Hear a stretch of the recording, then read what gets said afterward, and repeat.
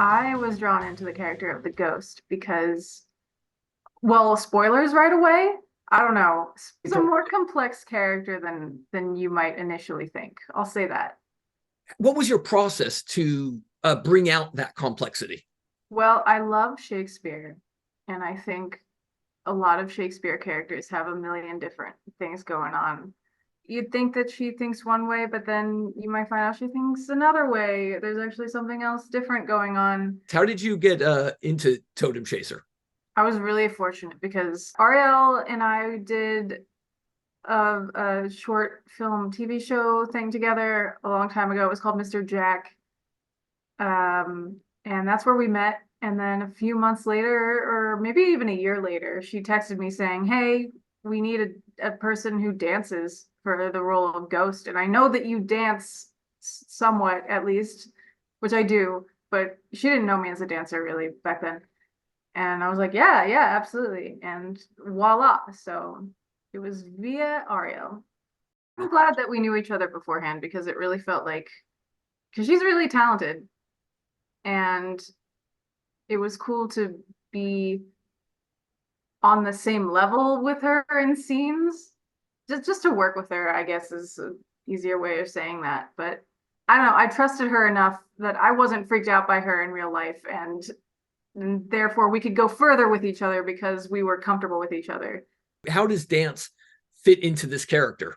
The ghost, she has a very particular way of moving that's not human like.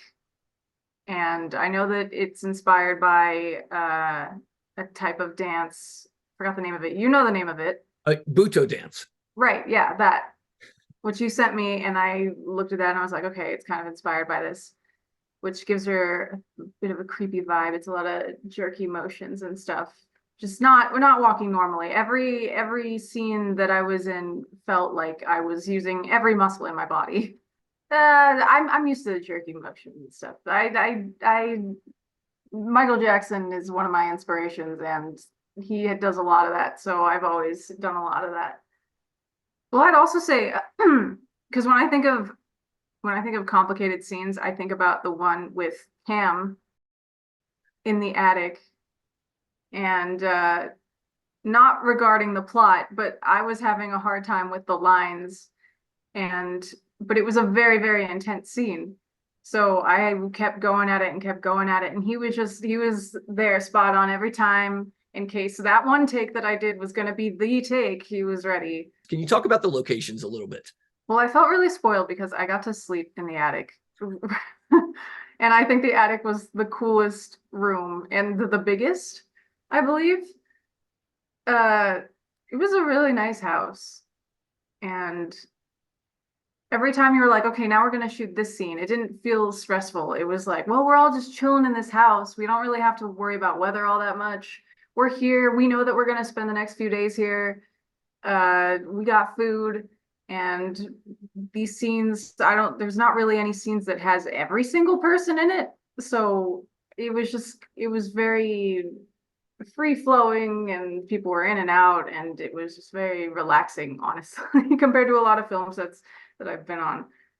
Let's talk about becoming the character a little bit more, and especially the makeup that was involved with the character. How did you manage that, or can you talk about that experience? For me, as a theater person, makeup and costumes is what makes me really feel like I'm in the character. So I don't know how I would feel going on a set that's all a green screen, really, because like in Tech Week, when we get those costumes for the first time and we run the show with that, then that's when that something clicks in me. Sometimes it's a change that you would notice, and sometimes you wouldn't notice. I've been doing it the same since the beginning of time. But like ghost makeup was it took what, 20 minutes to an hour to get into the makeup. Luckily, I didn't have to do it. We had a good makeup artist. Uh, but it was very sticky. And yeah, they teased my hair a lot, which was fun to comb out later. But that really put me in the zone. And a lot of people don't even recognize me when I show them pictures. Or they see me like this now and they see the movie first and they're like, wait, you were the ghost? Yeah. Yeah, let me ask you this. Why do you think people should come and see Totem Chaser? It's so fun. I don't know how biased I am because I was there and I know the people personally that were in the cast. I don't know how biased I went when we saw it last year. I brought my friend who did not know anybody and she had a fun time. So I guess I'm not that biased, but like I've been wanting to, I want to see it again. I want to see it more times because it's really, really fun. Way more fun than I knew it to be. Because, yeah.